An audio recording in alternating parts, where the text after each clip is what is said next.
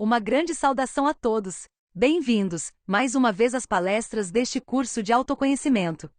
Na conferência que estudaremos hoje, revisaremos alguns dos aspectos que podem estar nos impedindo de ter resultados positivos nas diferentes práticas relacionadas ao autoconhecimento, por se tratar de um caminho totalmente prático. Nestas conferências recebemos a parte teórica das práticas, mas se quisermos experimentar avanços no nosso caminho esotérico pessoal e interno, devemos praticar com perseverança e disciplina. O fundamental, além de compreender intelectualmente os aspectos teóricos deste caminho, é aprender a concretizar as práticas. E por que isso é tão importante? Podemos estudar nestas conferências sobre o propósito da nossa existência neste planeta, sobre o número de ciclos que nos são dados como oportunidades para alcançar a autorrealização, sobre a passagem pelos diferentes reinos da natureza, o número de existências com corpo físico humano para cada ciclo, os processos de morte física, evolução e involução, etc. Mas se não corroborarmos essa informação por nós mesmos através da projeção astral ou da meditação transcendental, isso permanecerá apenas como um conceito sem valor em nossas mentes. Por outro lado, se alcançarmos estas práticas, e começarmos a nos conectar com o nosso ser interior, e isso nos permite verificar essas coisas, e corroborar essas coisas, então começamos a tomar consciência do significado desta existência, além de qualquer conceito que existe. Então este conhecimento se tornará uma verdade em nós.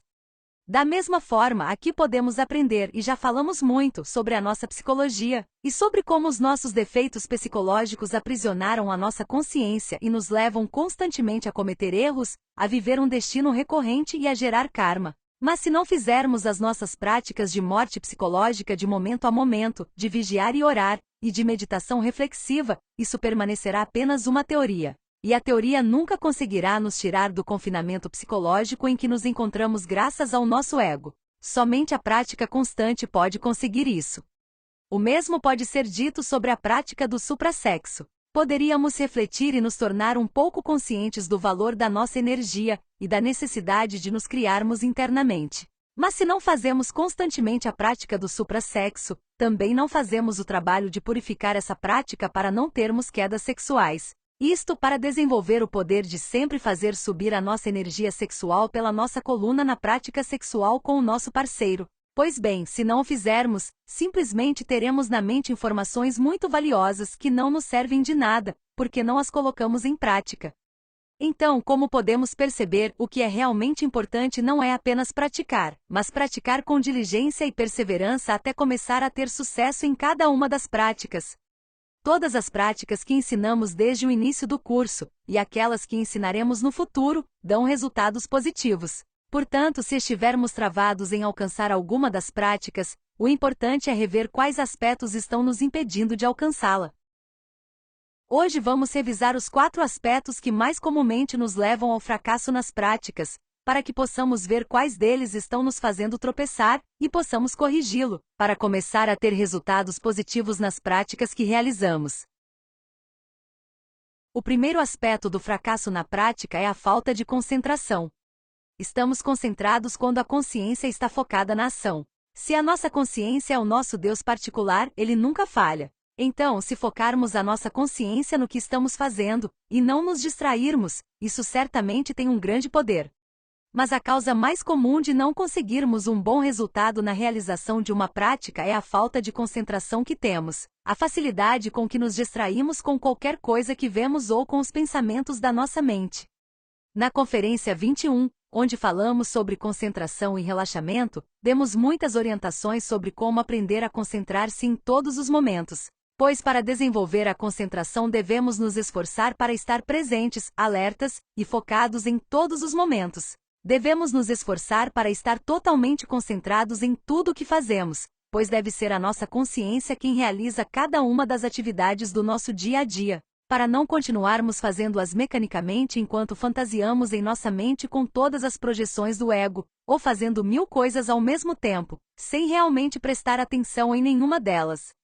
Ou seja, não podemos esperar o momento em que vamos fazer uma prática esotérica para aprender a concentrar-nos, mas aprender a concentrar-nos é um exercício que deve ser feito em todos os momentos. E isso dá resultados incríveis, pois a concentração é o poder que nos permite ter sucesso em tudo que empreendemos. Então, como vamos alcançar a concentração? Antes de qualquer atividade que vamos realizar, a primeira coisa é definir o nosso objetivo no coração. Ter claro em mente o que vamos fazer e o que queremos alcançar com isso. Desta forma, iniciaremos essa atividade com consciência do nosso objetivo. O segundo passo será sempre colocar coragem naquilo que vamos fazer. Sempre que temos incentivo para fazer algo, nós o fazemos, mas se não tivermos incentivo, fica difícil movimentar a vontade. Depois de colocar coragem, começamos a fazer. Agora, o que vamos fazer com todos os pensamentos e emoções que vão começar a aparecer assim que tentarmos manter o foco em alguma coisa? Vamos eliminá-los com o pedido à nossa Divina Mãe. E cada vez que eliminamos algum detalhe, pensamento, emoção, desejo, tensão, etc., voltamos ao nosso coração para permanecermos focados em nosso objetivo. Cada vez que algo vem à nossa mente para nos distrair, eliminamos e voltamos ao que estamos fazendo. Dessa forma, manteremos o foco até terminarmos com sucesso o que estamos fazendo. Então, é preciso entender o quão importante é realizar cada atividade que fazemos durante o dia de forma concentrada, para podermos exercitar, e assim desenvolver, a capacidade de manter o foco na hora de realizar uma prática. Veremos que para isso é muito útil prepararmos sempre um cronograma das atividades que devemos realizar ao longo do dia. Ter essa organização facilitará que nos dediquemos a fazer cada coisa com concentração, sem nos distrairmos pensando nas outras coisas que temos de fazer e sem ter de planejá-las enquanto fazemos outra coisa. Além disso, ter um cronograma nos permitirá aproveitar melhor nosso tempo. Algo que é altamente recomendado é que, ao fazermos a nossa agenda do dia, primeiro atribuamos os horários às diferentes práticas esotéricas que faremos durante o dia, para que as coisas da personalidade não nos ocupem o tempo todo. Lembremos também da 21ª conferência, alguns aspectos que é importante levar em consideração para nos concentrarmos. A primeira delas é sempre se esforçar para fazer uma coisa de cada vez. Não pensar em mais nada enquanto realiza aquela atividade, mas sim manter sua energia mental focada na tarefa que tem em mãos. Sem interromper o que está fazendo para começar a fazer outra coisa, mas sempre tentando terminar o que está fazendo antes de se dedicar à próxima atividade. Também não se deve começar a pensar nas coisas que devemos fazer mais tarde, pois isso nos tiraria do momento presente e do estado de alerta e concentração. Nem lembrar das coisas que já foram feitas, pois isso também nos tiraria da concentração e do momento presente, nos levando desnecessariamente ao passado. O segredo é manter o foco no que estamos fazendo. Assim conseguiremos concentração durante as práticas que fazemos, e em tudo que realizamos durante o dia. Vamos agora revisar o segundo aspecto que nos faz falhar nas práticas. Esse segundo aspecto é a falta de fé. Se estivermos cheios de dúvidas sobre algo, dificilmente teremos a disposição certa para fazê-lo. Portanto, para realizar qualquer prática, devemos transcender o ceticismo e a confusão em que nos colocam todos os conceitos que possamos ter em relação à prática. Isso para que possamos nos encorajar a fazer a prática, verificá-la e, assim, desenvolver uma fé consciente. É importante esclarecer que quando falamos em fé consciente estamos diferenciando-a da fé cega, que é simplesmente acreditar em algo, só porque alguém disse, ou porque todos acreditam. A fé consciente é aquela obtida como resultado de experimentação e verificação direta. E o oposto da fé é a dúvida. A dúvida é verdadeiramente o nosso pior inimigo, pois quando aparece falhamos, porque sempre nos convence a não fazer nada. Devemos ter claro que a dúvida apenas procurará impedir-nos de ver resultados. Isso tira nosso incentivo e nos mantém em dúvida se devemos ou não fazer isso, até que acaba nos convencendo a não fazer. Portanto, a única forma de desenvolver e nutrir a fé é deixar de lado a mente e começar a fazer. Quem já fez alguma coisa já sabe disso. E se já sabe, não tem mais dúvidas. Então, se tivermos dúvidas se é possível fazer projeção astral, ou se poderemos realizar uma meditação transcendental, ou se poderemos ensinar, ou se é realmente possível transmutar a energia sexual na prática do suprassexo, etc. Enquanto continuarmos a ter dúvidas, nunca saberemos realmente. Mas se superarmos o estado de dúvida, se eliminarmos todos esses conceitos da nossa mente, alcançando o silêncio interior, e colocarmos o humor certo, e fizermos a prática, então conseguiremos isso, e isso nos dará fé consciente na prática. Uma vez que consigamos nos desdobrar conscientemente para o plano astral e nos vermos movendo-nos à vontade na quinta dimensão, flutuando ou voando à vontade com nosso corpo molecular, então já haverá uma fé consciente nessa prática. Já teremos superado a ignorância e a dúvida e teremos alcançado a fé. Então, o importante aqui é deixar claro que a fé se alimenta de obras. Vejamos agora o terceiro aspecto que nos leva ao fracasso nas práticas. Este terceiro aspecto é o medo. Essa é outra coisa que nos impede de fazer. O medo torna todos incompetentes e indefesos. Quando alguém estiver com medo, não age. A força do medo é oposta à força do amor, e o amor está em nossas ações. Vejamos um exemplo. Vamos imaginar um prédio que fica perto de onde estamos, e a ele conectamos uma plataforma de aço temperado a cerca de 15 centímetros do solo, de onde estamos até ali. Depois adicionamos alguns corrimãos a essa plataforma, para que tudo fique seguro e protegido. A partir daí, 15 centímetros acima do solo, sobre uma plataforma de aço bem temperado, cada um de vocês irá segurando-se no corrimão, caminhando sobre o tapete. Algum de vocês imagina que não poderia caminhar até lá? Todo mundo pensa que pode, certo? Bem, vamos agora imaginar o mesmo cenário, mas a 120 metros acima do solo. Colocaremos a mesma plataforma de aço com o carpete e corrimão, e então pedimos que você caminhe até lá. Você iria? Dificilmente algum de vocês cruzará. Por quê? Porque o medo entrou imediatamente na nossa imaginação. E enquanto não resolvermos os nossos medos, se nos identificarmos com a nossa imaginação, a nossa força de vontade nunca será posta em ação. O medo é alimentado pela imaginação mecânica. E se o nosso medo não for resolvido, enquanto a imaginação não for resolvida, a vontade não funcionará. Se não superarmos nossos medos, não conseguiremos fazer projeção astral conscientemente, não conseguiremos meditar, não conseguiremos transmutar nossa energia sexual, etc. Então, o que devemos fazer para superar o medo? Devemos observar, compreender e eliminar todos os detalhes do medo que nos impedem de fazer. Devemos também observar quem está por trás da imaginação mecânica.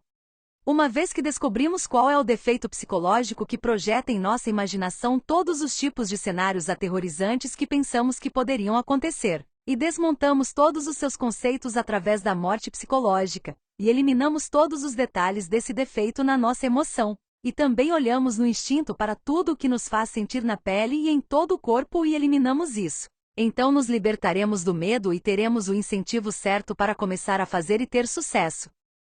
Vejamos agora o quarto aspecto que nos leva ao fracasso nas práticas. Este quarto aspecto é o objetivo. Falta de objetivo ou objetivo errado. Por que é importante ter um objetivo? Pois bem, é porque quando temos um objetivo claro e bem definido é mais fácil concentrarmos todos os nossos esforços na sua concretização. Mas quando não temos um objetivo definido, ou é um objetivo muito vago, ficaremos vagando sem alcançar um resultado bem-sucedido. Posso mostrar isso com um exemplo. Se um navio sai de um porto com destino claro e definido, é muito provável que chegue ao seu destino. Mas agora imagine um navio embalado com todas as provisões necessárias, a tripulação e tudo pronto. E a tripulação pergunta ao capitão: "Vamos zarpar agora?" E o capitão responde sim. E então perguntam ao capitão: "Em que direção?" E o capitão diz: "Não sei, ainda não sei." Então, o que aconteceria? A tripulação começava a dizer: "Vamos para Paris." "Não, melhor para a Alemanha", diriam outros. Outro diria: "Não, é melhor irmos para Nova York." E assim, toda a tripulação começaria a discutir e brigar, e eles não iriam a lugar nenhum, porque não havia objetivo estabelecido. O mesmo quando estamos fazendo uma prática. Devemos ter um objetivo claro e deve ser algo que realmente queremos alcançar ou investigar, para que o desejo de atingir esse objetivo sirva de impulso para alcançar a prática, e para que, uma vez bem-sucedidos na prática, tenhamos uma direção clara de para onde ir. Por exemplo, se vamos praticar a projeção astral, devemos ter sempre um objetivo claro e definido que realmente queremos alcançar, seja indo ao tribunal do karma, investigando uma recorrência ou uma vida passada. Também pode ser conversar com um mestre específico, aprofundar nosso estudo sobre determinado defeito psicológico, ou qualquer outro objetivo que você considere importante. Precisamos ter uma direção definida, um curso de ação. Para isso, antes de realizar a prática, precisamos definir: qual é o meu objetivo? Por exemplo, se você vai praticar projeção astral, pergunte-se: qual é o objetivo que perseguirei quando estiver consciente no plano astral? E depois de definir uma meta, você deve refletir se essa é uma meta que você realmente deseja alcançar. Se, por exemplo, definirmos que queremos conscientemente ir ao plano astral para nos encontrarmos com um mestre, devemos refletir: qual é a razão pela qual procuro falar com esse mestre? Você precisa estar ciente do que vai perguntar a ele. Você não pode se apresentar e simplesmente dizer: olá, mestre, como vai? O que há de novo? Assim como fazemos no plano físico quando nos encontramos com outras pessoas. Devemos sempre ter um objetivo definido e bem estabelecido antecipadamente, e fazer disso uma meta que realmente queremos alcançar, porque quanto maior for a vontade que tivermos de atingir esse objetivo, maior será o espírito que colocaremos na realização da prática. E definitivamente ter o estado de espírito certo é muito importante para ter sucesso. É importante que você estude quais destes 4 pontos estão fazendo você fracassar. Você não tem concentração? Você tem fé, ou a dúvida está te impedindo de fazer? Se você encontrar algum medo, deverá implorar à sua Mãe Divina que o elimine. E finalmente tenha um objetivo claro. Com isso você não deverá mais falhar. Agora, para finalizar o tópico de hoje, gostaria de informar que existem 4 regras que todo estudante de esoterismo deve conhecer: saber desejar, saber ousar, saber fazer e saber calar. O que significa saber quanto tempo? Desejar é saudade, o desejo é a fonte de toda força.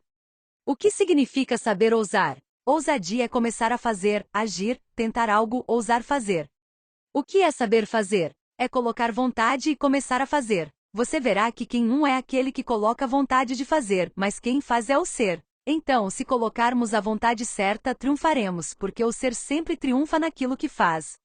E por que é importante saber calar? Porque nunca deveríamos falar sobre o que vivenciamos em outras dimensões. Desta forma, ganhamos a confiança do nosso ser, e temos o direito de que o nosso ser continue a permitir-nos investigar cada vez mais as coisas, e cada vez mais profundamente.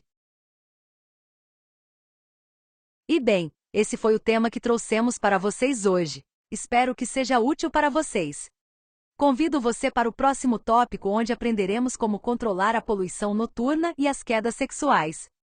Nessa conferência estudaremos quais os aspectos psicológicos que nos levam à perda de energia sexual, bem como os ataques que podemos receber da loja negra para roubar a nossa energia sexual. Lá estudaremos tudo relacionado à paralisia do sono, e aos ataques de bruxas e magos negros através da 4ª dimensão e durante os sonhos. Além disso, estudaremos alguns aspectos externos que também podem nos impedir de alcançar a castidade perfeita. Muito obrigado por participar deste tópico. Até a próxima vez!